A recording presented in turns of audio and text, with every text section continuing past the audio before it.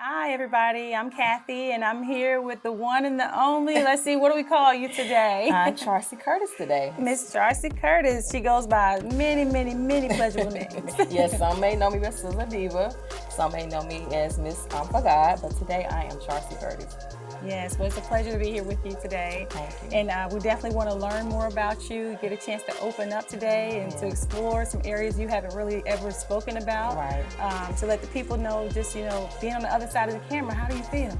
Oh, it's definitely different. Yes. I mean, because I don't know what's going to be said, what's going to, but at the same time, I'm going to let God really guide me, because at the end of the day, if you'd asked me 3 years ago, I would have said no. Okay. So, but because I know it's for Him, I have to focus and just get in line, just do whatever it is. And I understand out there where we make people better by our testimony. So I had to just humble on down and say, okay, God, I'm going to just share some things that I don't want to share, but I'm going to believe that you in it. Definitely. Well, tell us a little bit about you. I know that some people may look at you and think, oh, she has a perfect life. She hasn't been through anything. And I just want to just start out from where you came from. Tell us a little bit about how you started out. Of course, my mom and dad, I was raised in a single home with my mother. My father, he was incarcerated majority of my growing up, But as we had a close relationship still, but I have to really still give thanks to my mom, because I remember her taking us to visit him. But as a child, we don't know that jail is jail. Right. And she'd say, well, your dad is at work, he can't come home. So I thought that my dad was at work and couldn't come home. But as you got older, you realize you see the same surroundings. You're like, this is jail. You know what I'm saying? But so she was doing that. I see why she was doing that to protect me, because, growing up, kids can be so harsh. And just picture me telling another child, my daddy in jail. Right. You know what I'm saying? Instead, my mother told me he's at work. You know what I'm saying? So I figured it out as I got older, that she did it to protect me in that area. Because, like I said, kids are so harsh, and you just have to be careful of, things that people say. Right. Because words, they can either heal you or they can hurt you. Right. So, but I was raised, like I said, single parent. My grandmother spent a lot of time. My grandmother worked a lot. And it's funny, because by me doing hair, I followed my mother's footsteps. Okay. So by me doing hair, and my mother did hair, I realized it took a lot of time, out of the schedule. Like, I used to wonder, like, why my mama can't do this, why my mama can't do that. But now that I do hair, I totally understand. Right, you end up taking up so much time at the beauty shop, and you forget that, you don't forget, but you don't get as much time you would like to get with your kids. Okay. Now, is that something that you started out doing? Did you always want to be a cosmetologist, or no? No, I wanted to be a lawyer. Okay. I never forget my history classes, and my teachers would always tell me, because I love to debate. They would tell me, you got to go be a judge or a lawyer, because I was always like that. What if, and who said, and how you figure, and da-da-da. I'm going to take you all the way to the rim with it. So, no, I wanted to be an attorney or a judge, but when I got pregnant, that just shifted, that's what shifted me to doing the hair thing. Because, I knew of that because I grew up around it. Right. So, yeah. So, being pregnant, how old were you when you actually got pregnant? It was my senior year. Okay. So, I got pregnant. And it's funny, because before that, I had to say, my mom and them, they used to be joke me, like, I didn't even know if you liked it, what you like, girls or boys or whatever. Right. And I was like, I like boys. You know what I'm saying? But just because I never talked about it, I was so secretive, they didn't know. You know what I'm saying? So when I got pregnant, it was like, okay, well, you got to be, Right. So, but it's funny when I look back at just that alone. But it was my senior year. I had my son. Okay. So you had a son, and then how do you press forward as a single mom? Were you a single parent at that time? And so you're pressing forward as a young teenager. Now, what are some of the things you experienced as a single parent? Like, what is the challenging situation that you could say you kind of leaned forward in, and you didn't really think you could hear from God, but you actually heard him? I have to say, I have to go back to say that I always, my grandmother, we was raised in the church. So her father was a pastor. So my grandma would always church, funeral, Bible study. You call it, we was there, you know what I'm saying? So it's funny when I think back, because I remember saying in my teen years, I said, I don't went to church enough. I ain't going no more. You know what I'm saying? Yes. Because I went so much, but fast forwarding to now, it's funny, because now it's a way God to get your attention. And I go back to say, too, it's the way that people bring church to you. Yes. Because if it was brought to me a different way, I would have accepted it, you know what I'm saying? But because it was brought away, it was like pushed on me. Right. So I was like, I can't wait till I get grown because I ain't going no more. And I done went for the rest of my life, you know? So, but it was more than that. And I had to understand churches within. Yes. So, you know, and once I got really tap into everything, I have to say, you know, it's a different experience. You have to just get there. And it's how you say, you know better, you do better kind of thing. Correct. So Correct. it was all, I have to give that thanks to my grandmother. So I always had a relationship with God. And I ran from it. Yes. Oh, did I run from it? I ran from it. You know, so I'm now at a point now, I'm just like lining up to say, okay, God, whatever it is you want, I'm just going to do it. He'll bring you there. Oh, yeah. In all your running and all the situations that you experience, what's something that actually you've experienced that can make you say, hey, I need to share this with someone? Have you faced anything, any trials or tribulations where you've been put in a situation that you can't control?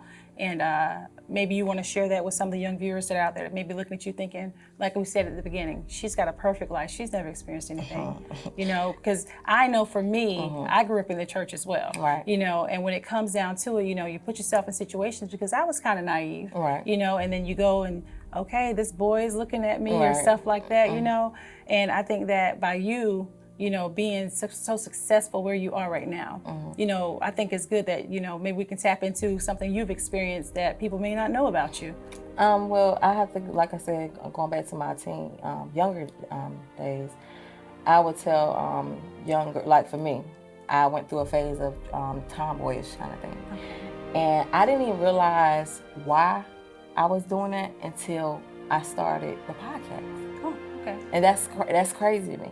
So I was like, oh my God, like that.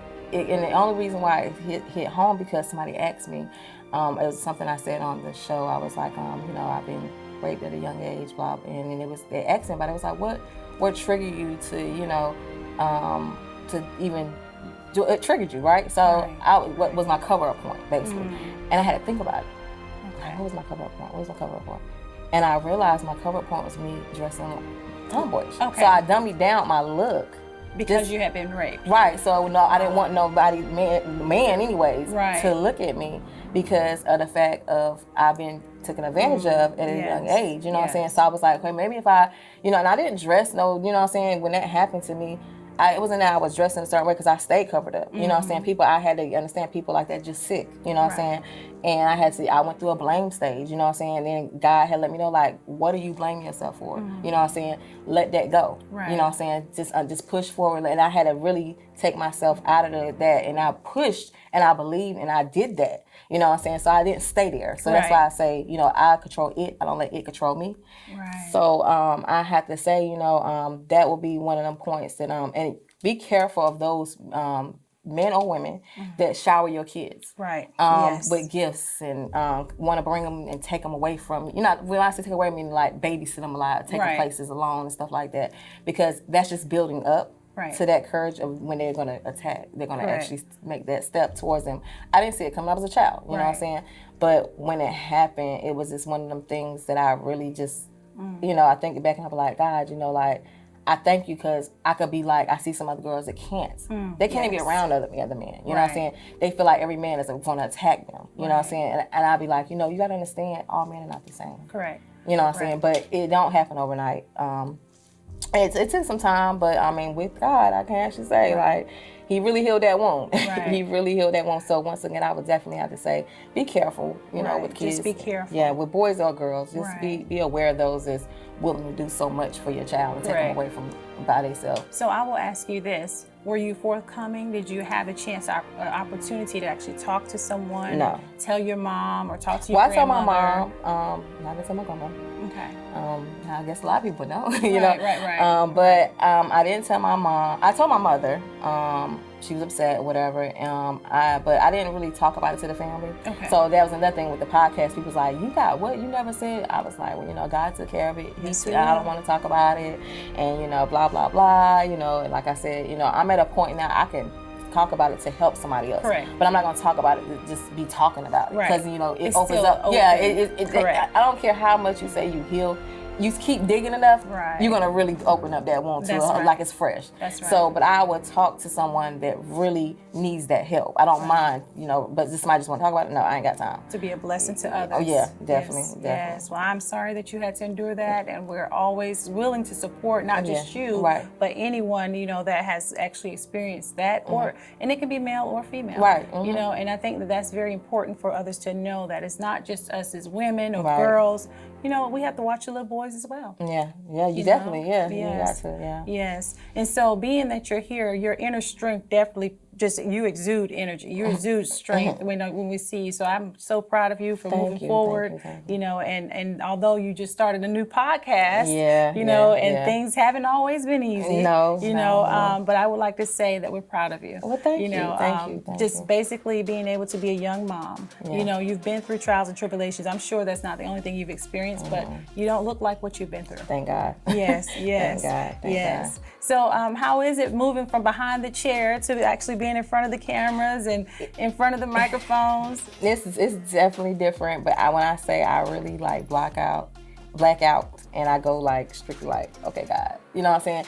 And it's like I stand up on the sideline, and then it's like, Holy Spirit, sit down, and it's like, go ahead, you know what I'm saying? Because I know it's bigger than me. I know it's not me, and I'll be like, okay, that's not me. That's Holy Spirit. Because if anybody know me, that's definitely not me. But I mean, even like I said, looking back over everything, and like I said, you may get tired of me saying it, but I don't care.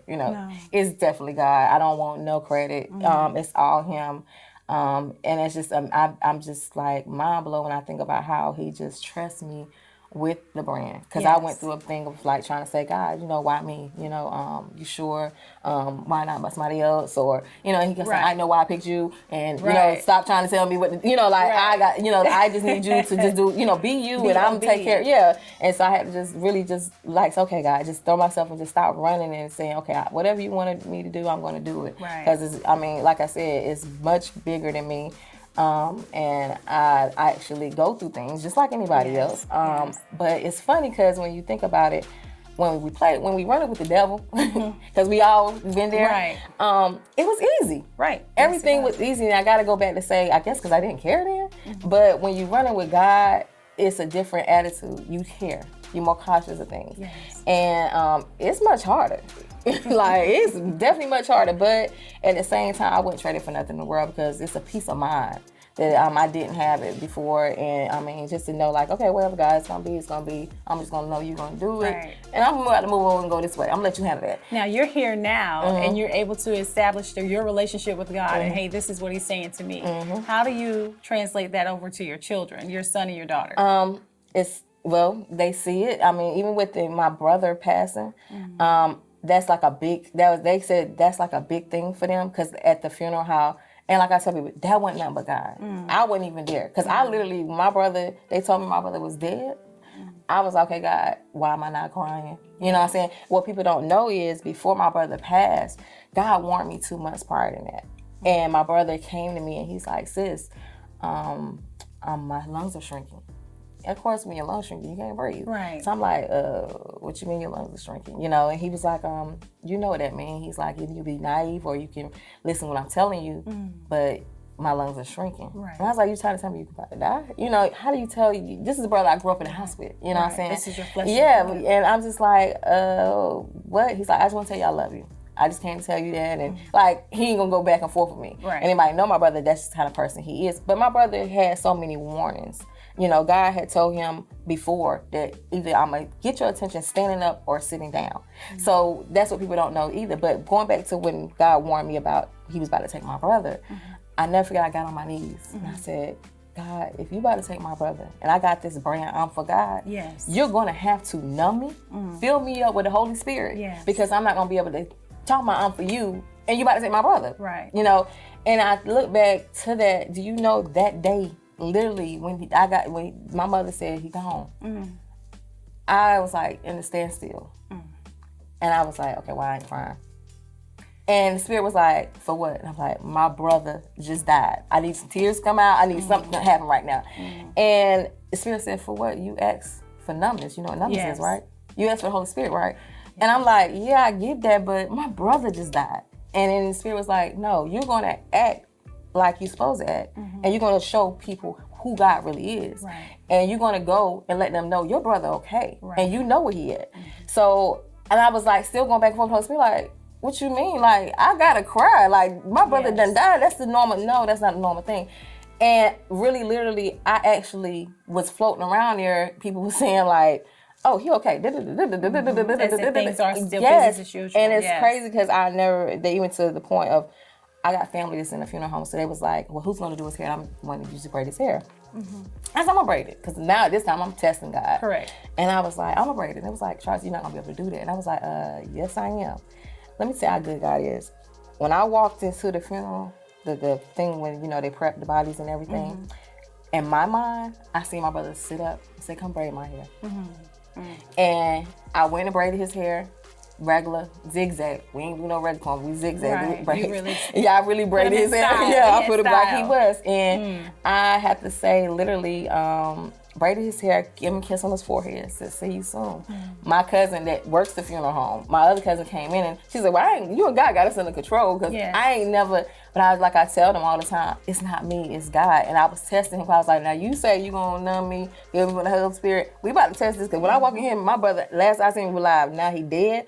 And he did just that. You know what I'm saying? And I was on like a high that whole week of even with my brother's service.